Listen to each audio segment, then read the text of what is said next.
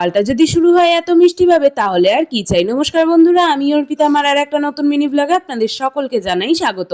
এই যে দেখো, এখানে মাও রেডি হয়ে নিচ্ছিল, কারণ কোথায় যাব সেটা তোমরা পরেই জানতে পারবে।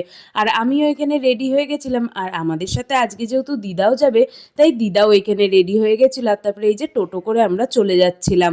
এই যে চলে এসেছিলাম আমাদের কাঁচরাপাড়ার বিমল শাড়ি সেন্টারে।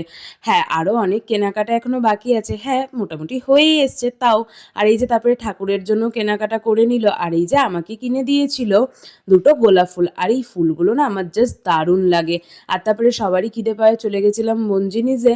আর তারপরে এই যে খাওয়া দাওয়া করে চলে আসি বাড়ির পথে। তোমরা আমাকে এত ভালোবাসা আর সাপোর্ট করছো, যার জন্য তোমাদের সবাইকে অনেক অনেক ভালোবাসা। আর এইভাবেই আমার পাশে থেকো। আর তারপর এই যে অনেকেই আমায় জিজ্ঞাসা করছিলে যে আমার হেয়ার কাটটা কোথা থেকে করেছিলাম ক্রিয়েশন সেলুন থেকে, যেটা আছে আমাদের নতুন বাজারে। দারুণ সার্ভিস, আমার জাস্ট দারুণ লেগেছে।